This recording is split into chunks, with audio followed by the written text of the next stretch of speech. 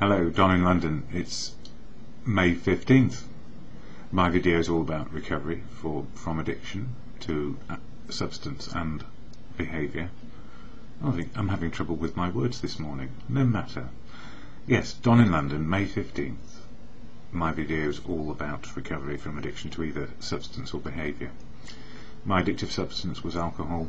My behaviour could be equally addictive around people, places and things.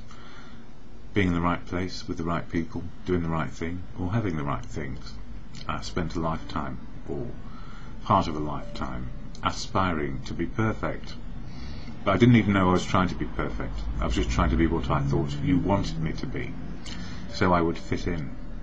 Right girl, right place, right amount of money, right amount of house, right amount of car, right career. And certainly careering all over the place. So these days, one day at a time, I prefer, with choice, to be sober today. And if I'm sober today, the rest of life can work. I don't know how it's going to turn out. I don't really have great expectations, because any expectation needs to be founded in reality. And sometimes there can be no expectations when we are in reality, because life is as it may be. So maybe it's about making the best of what is. Not trying to be the best, but being a part of what works best for everyone. And at the same time, remaining unique and authentic. A unique, authentic human being on their own path. So that's what recovery has done for me. It's enabled me to live reality one day at a time. And what's helped me along the way? Family, friends, community, medical people, and especially a fellowship called Alcoholics Anonymous. And like its title, with Anonymous in it, it provides a sanctuary where people can find out the truth of who they are and stop drinking and stay stopped and be sober one day at a time. So AA, the fellowship, I don't speak for it, never can, never will, full of unique, authentic people learning to live life as they choose and be free to have choices today. And it's so important to say that, because any sort of fellowship, any sort of organisation, you may feel you are hidebound by rules and regulations. And when AA was first formed, it tried to find what were the rules and regulations that would suit it. And they found that there were no rules and regulations or laws which would suit all the members. So they came up with 12 steps to live. They, whoever they were, the first batch of recovering alcoholics drawing into fellowship under the banner of AA, suggested that there were 12 steps and suggested there were 12 traditions. So the 12 steps are there to help people keep sober on a daily basis and maybe not falter on their words, and also 12 traditions to hold the fellowship together. So 12 steps to be open, honest and willing to learn, and 12 traditions around unity, service and recovery. Simple as that. So all is voluntary, all is freedom, and it's called AA. And at the beginning of every meeting of this place where you can become unique and authentic is a preamble which is shared at every meeting on this little card here. So the AA preamble says most of what AA is and what it isn't. And it reads like this: Alcoholics Anonymous is a fellowship of men and women who share their experience, strength and hope with each other, that they may solve their common problem and help others to recover from alcoholism. The only requirement for membership is the desire to stop drinking. There are no dues or fees for AA membership. We are self-supporting through our own contributions. AA is not allied with any sect, denomination, politics, organisation or institution, does not wish to engage in any controversy, neither endorses nor opposes any causes. Our primary purpose is to stay sober and help other alcoholics to achieve sobriety. So it's not one size fits all, but everybody fits under the same roof or in the same room, because we are there for one thing, a desire to be sober and then share a message of experience, strength and hope to other people. And it's probably the best free confidential service we can possibly ever imagine, because we give it away to keep it. And it's not about material, financial or any other sort of gain in a fellowship. All are equal And that's great. And anonymity affords sanctuary to find the truth of who we are. So that's what AA is there for, I feel.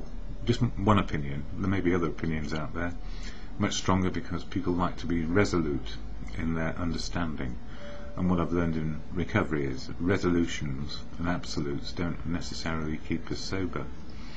It's about freedom, flexibility, and staying sober so life can work. So these 12 steps, I didn't even understand what a step program was. I always thought that 12 steps meant 12 steps up to a doorway and you walked in. But these particular steps are in a particular order because that's the way they work. And they are about how to live life free. And the first one is powerless over alcohol, and if I drink, life is unmanageable. And then step 2 was all about being restored to sanity by a higher power, and that higher power turned out to be fellowship, the truth of the many, the wisdom of the many, and unconditional love. And the third step was about letting go and letting good back into my life, or some people say, let go and let God. Step 4 was doing a fearless inventory, all about my assets and liabilities and what happened to me. And then in step 5, sharing my assets and liabilities with another human being, and God, if that is your belief. Step 6 was to look at my defects of character and ask for them to be removed on a daily basis. And my main ones are extremes of behaviour around fear, putting on a brave face, and ego creeping into my life. So fear, extremes of fear, brave facing, and ego will freeze me and turn me backwards rather than moving forwards. Similarly, though, with my shortcomings, that's step 7, dealing with my shortcomings. Not enough faith, not enough courage, and not enough confidence in my case. But if I have too much faith, courage and confidence based on blind faith, blind courage, blind confidence, then that also can be a challenge. And then in step 8, made a list of all people harmed and be willing to make amends to them. So making a list from my life story in step 4, the moral inventory, those people I had harmed, and being willing to make amends and restitution as best I can. And that was quite a difficult thing to do. And then in step 9, all about making the amends without injuring others. And that means that I have to really ask again for help in doing all those things. Then in step 10, it's about a daily inventory and gratitude list, inventorying what's working and what's disturbing me, and being grateful for being alive and that I could still carry on sober and improve my life experience and the experience of other people I encounter, rather than hinder myself or others. And then step 11, all about prayer and meditation, as you come to understand for yourself, praying and meditating to the good of life and how I may fit in. Not about I want, I need. It's all about being level and a part of. And step 12, about sharing the message with others as best we can and in an appropriate way.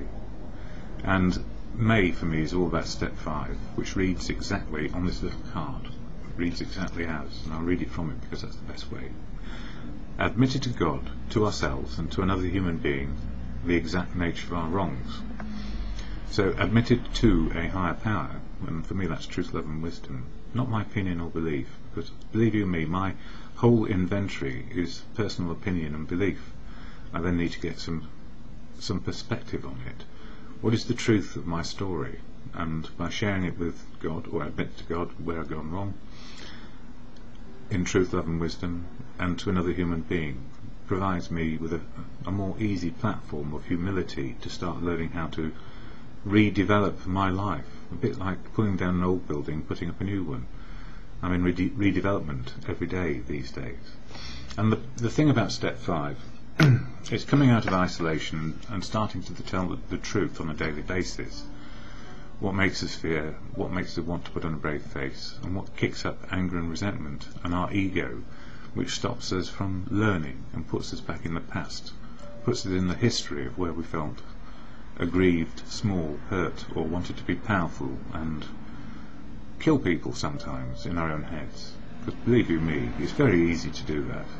To be aware that we don't like someone so much that we'd rather hide in a bush with a brick and hit them over the head than actually face them straight on because they bullied us or hurt us in some way. And of course that sort of behaviour just wouldn't do. And then what about forgiveness? If we can't forgive our own feelings and outlooks and things not acted upon but we wish were true, we can't forgive our own inner being, we would find it very difficult to forgive other people. And I was just contemplating what would be my morning reflection. Well, I've got my ones from 2010 and 2009 and 2008 kicking about, but what came to me this morning, having read just the daily reflection which I'll share as part of this video, I put here, try not to put your sponsor on a pedestal. And in the fellowship we have sponsors that are people who reflect back what we tell them. So we share it with another human being. And the trouble is, if we have someone who is good at listening, good with the wisdom of how to unpack and understand our problems, we can put them on a pedestal and then think they're a guru. So I put here, try not to put your sponsor on a pedestal. They are likely to fall off. And the reason why they are likely to fall off is because they will be diminished in your own eyes when they don't come up with the solution you like.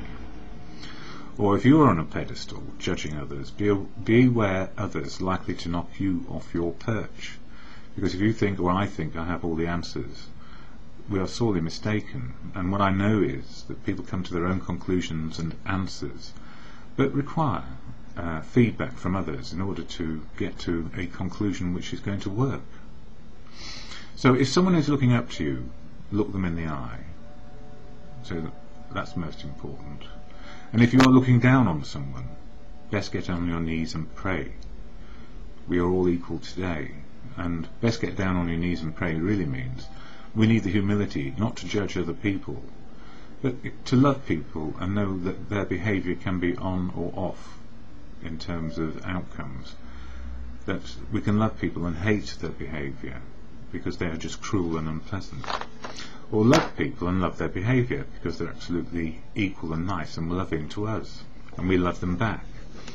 And life is a combination of all those things, because we can't love people's behaviour all the time, but we can love the person. So we don't need to diminish people or judge them and put them down. And I feel that is most important as part of my learning process, how to be equal with others. Try to avoid people putting me on some pedestal or other, or me putting them on a pedestal, because we will fall off, inevitably, because we just don't have all the answers. And I find that very comforting, because it means that I can keep on learning life and not be right. I don't have to be right anymore. And I was just looking earlier in the 12 Steps and 12 Traditions, this book, which I thoroughly enjoy. I didn't understand it for a long time because all the words felt like they were jumbled up and against me in some way, because I wanted it all my way. Anyway, it says here on page 59, and this is a little bit into the reading of the step, this vital step was also the means by which we began to get the feeling that we could be forgiven, no matter what we had thought or done. Because in our thoughts, we often commit murder, or feel like we ought to, but we don't actually act on it. Often it was while working on this step with our sponsors or spiritual advisors that we first felt truly able to forgive others, no matter how deeply we felt they had wronged us. Our moral inventory had persuaded us that all-round forgiveness was desirable, but it was only when we resolutely tackled step 5 that we inwardly knew we'd be able to receive forgiveness and give it too. So love the person, hate the behaviour. We can love ourselves, hate the past behaviour, and start to behave differently. So once we understand that we can have love for ourselves and forgiveness, if we don't apply the same to other people, then we'll probably go backwards rather than forwards. You know, we are not better or worse than anybody else. It's life experience that drives many actions. Another great dividend we may expect from confiding our defects to another human being is humility, a word often misunderstood. To those who have made progress in AA, it amounts to a clear recognition of what and who we really are, followed by a sincere attempt to become what we could be. Therefore, our first practical move towards humility must consist of recognizing our deficiencies, and those are the liabilities we find in step 4 and we share in the step 5. No defect can be corrected unless we clearly see what it is, but we shall have to do more than see. The objective look at ourselves we achieved in step 4 was, after all, only a look. All of us saw, for example, that we lacked honesty and tolerance, that we were beset at times by attacks of self-pity or delusions of personal grandeur. Yes, I can remember many a time sitting on a mountaintop, surveying the world as if I ruled it, with a bottle in my hand, and knowing that I could do better than what was out there. Personal grandiosity. But while this was a humiliating experience, it didn't necessarily mean that we had yet acquired much actual humility. And believe you me, to acquire humility means we have to get to a level of sobriety where we're not actually stuck in the mindset that if we go back to drinking we can find oblivion and it will all work out in the end, because it won't. And it took me a while to even get to a place where I wasn't confused. Yes, something had to be done about them, and we soon found that we could not wish them or will them away by ourselves. More realism, and therefore more honesty about ourselves, are the great gains we make under the influence of step 5. As we took inventory, we began to suspect how much self-delusion had been causing us. This had brought a disturbing reflection. If all our lives we had more or less fooled ourselves, how could we now be so sure that we weren't self-deceived? How could we be certain that we had made a true catalogue of our defects in the life story of anger, resentment, and assets and liabilities? How could we be certain that we had made a true catalogue of our defects and had really admitted them, even to ourselves? Because also there was a fog around in my head where I couldn't even remember some of the things I did until they came back to me later. And with a harsh burning sensation inside and a cold shudder. It doesn't say this in the book, that's what happened to me. Too much guilt and remorse might cause us to dramatise and exaggerate our shortcomings. Yeah, we're all good at telling stories because we've been doing it for a lifetime. Or anger and hurt pride might be the smokescreen under which we were hiding some of our defects while we blamed others for them. Well, if it hadn't been for them, possibly, too, we were still handicapped by many liabilities, great and small, we never knew we had. Well, I keep finding plenty to go at in me, and I'll leave that part of the step 5 reading where it is. And sometimes I do read this sometimes, as you can tell, with humour, because it's really important to have the sense of humour when we're looking at our past, because some of the things which really burn us are laughable, you know, putting on a front and not letting people in just in case they hurt us or they ridicule us or make us feel humiliated, not really understanding that humility is a great tool, or the great tool that made us feel humiliated ought not to be murdered immediately. Life is peculiar, isn't it? When we're in recovery, love people, forgive their behaviour. Love the person and forgive them. Love people and don't forgive their behaviour can be one of the consequences, which was mentioned yesterday when I was in dialogue with a few people. But, you know, if we hang on to resentment and anger, we die all wrinkly inside, I feel. Better to die with a peaceful head, not full of clutter, not full of hate. What a way to go. Not good. So anyway, coming to the daily reading for today, you might think, when on earth was he ever going to get round to it? Well, it's only a very short reading. That's partly why I wanted to delve into the 12 and 12 book. And it says here, May 15th, no God, no peace. In the knowledge of God, knowledge of peace. It is plain that a life which includes deep resentment leads only to futility and unhappiness. But with the alcoholic, whose hope is the maintenance and growth of spiritual experience, this business of resentment resentment is infinitely grave, because if we never let go of those angers and resentments, then our spiritual life is bitter. And, you know, bittersweet is spiritual because it's reality, the ability to cope with reality and deal with it and get to serenity again, whatever that is for you or for me. I don't know on a daily basis where serenity is. It settles down just as it is, or may be, as life may be today. And that comes from AA's big book, page 66. And then it says, in terms of knowledge, no God, no peace. And it says, no God, as in N-O God, no God, no peace. So, for me, knowledge of God is about the absolute truth of what is, love, which is unconditional, and wisdom, which comes from the universe, and especially other people. That's knowing God for me, truth, love and wisdom, which means I can know peace of mind around the reality of now, which I guess is serenity. It doesn't mean that I have a happy life all the time, but serenity is acceptance of what is, and being able to have freedom of choice around that. So if there's no God, no peace. And the reason for that is, if we all play God, we're at war, and we can be at war with ourselves because we're dissatisfied that we're not godlike, or on that pedestal where we can be superior in our outlook when in fact we're better off looking people in the eye and saying, I love this person for who they are, and their behaviour, well, it can be changed by them, or I can move away from them, but I can tell them about their behaviour and still love them. And that's the way it works sometimes. I love you, and at the same time, when you boil my egg to the point where it's as hard as concrete, it doesn't help me digest it.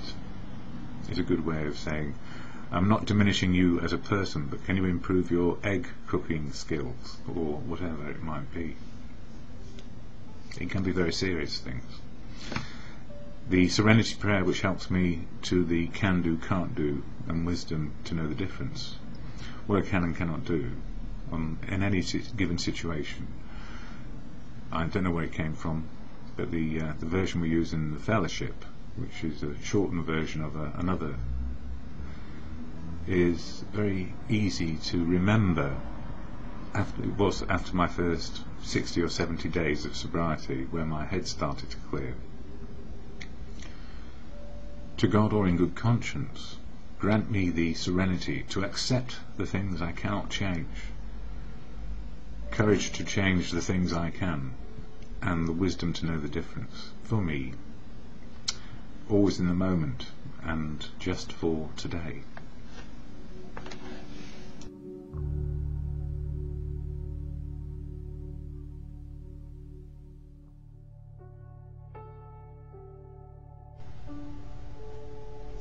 DonInLondon, hello, and it's May 15th, 2009.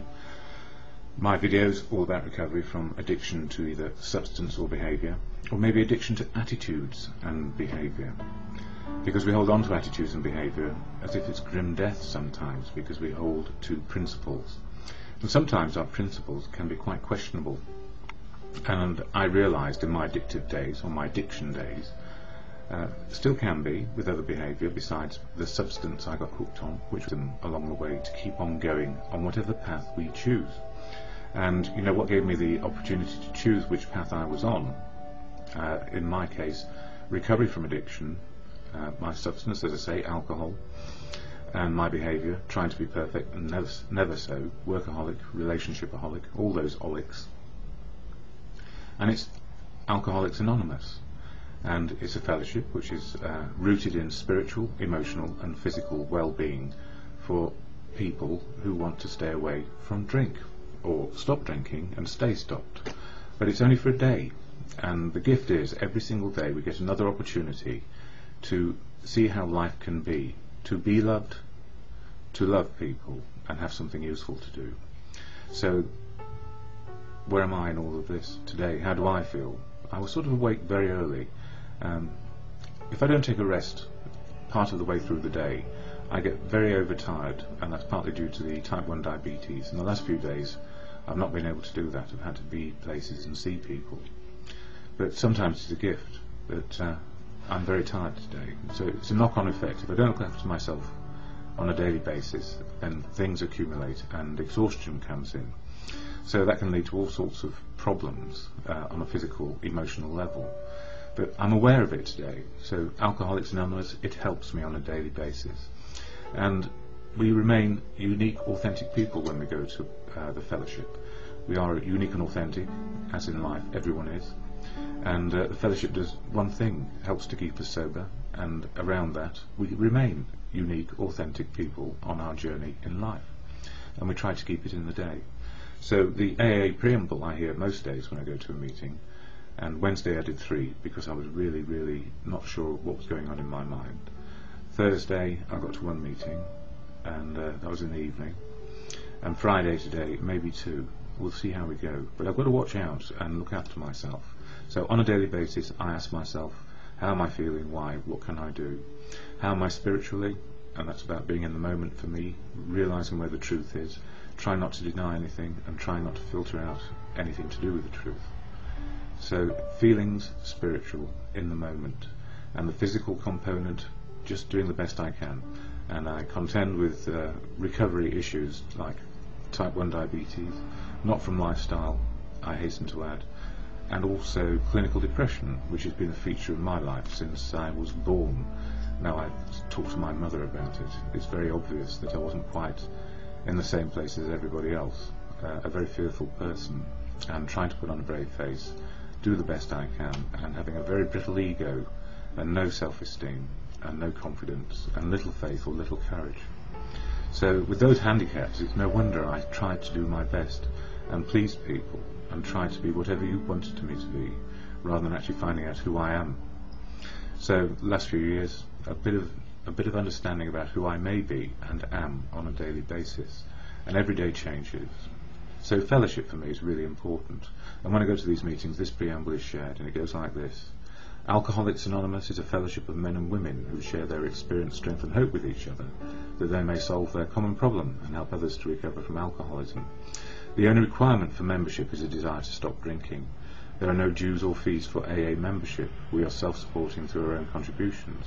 AA is not allied with any sect, denomination, politics, organisation or institution, does not wish to engage in any controversy, neither endorses nor opposes any causes. Our primary purpose is to stay sober and help other alcoholics to achieve sobriety. And whether I'm 1 day into the fellowship program, and there were people 1 day in last night where I was, or 22 years sober, which is not me. I'm coming up for an anniversary very shortly, and I'll tell you what it is when I get there, because I'm still in 1 day.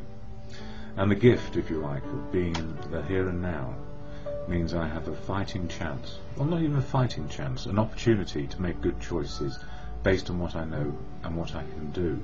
So it's about finding the relationship with the world and other people and my understanding of truth. And if I try to get to the truth on my own, it might be very difficult because it's one outlook. So these days I test my outlook by sharing with others who I trust, and they can be people in fellowship, people in my family, people in the community, and professionals too.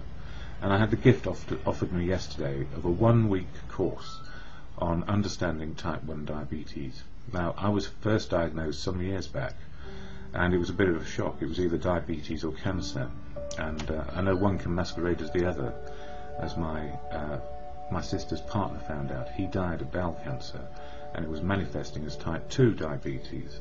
So it's better always, if we're not quite sure, to get checked out, especially if we feel thirsty and we're losing weight and think, wow, what a gift, I'm losing weight, and I seem to be eating more.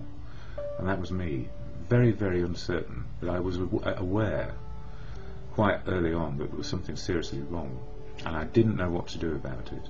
And my GP at the time said it was all in my head, because I'm a recovering addict. So all these manifestations of symptoms, she thought at the time, were me worrying and wondering what to do, and was I trying to get some sort of medication to take the edge off. And that was far from the truth. The edge was being taken off me because I was suffering from malnutrition.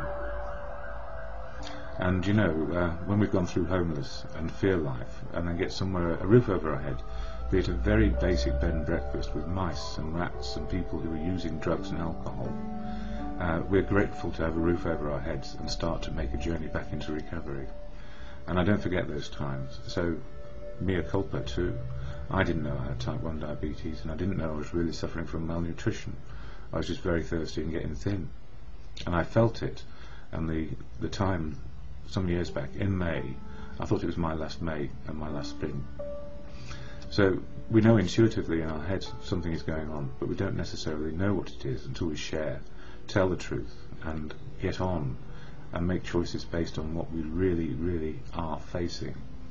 So the more I hid away, the worse it got. The more my doctor said it was all in my head, the more I hid away.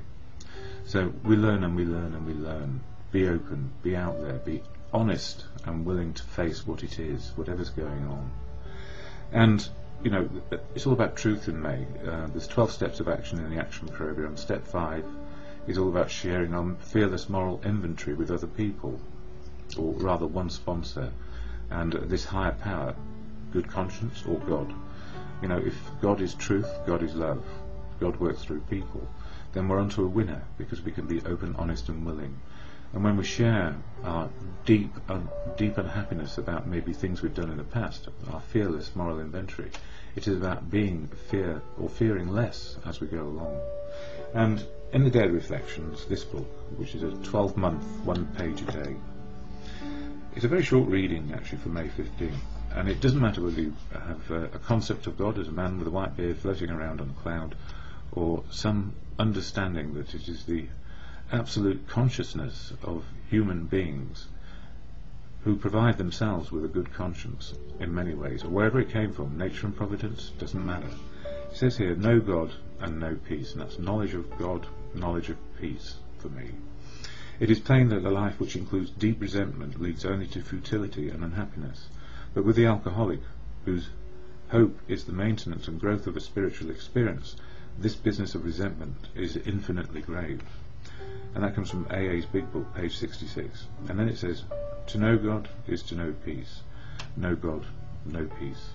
And, you know, whatever the higher power is for a person, it's absolutely essential that we can communicate what is going on inside us to those who can help us. And more often than not, it's another recovering fellow in the fellowship for me.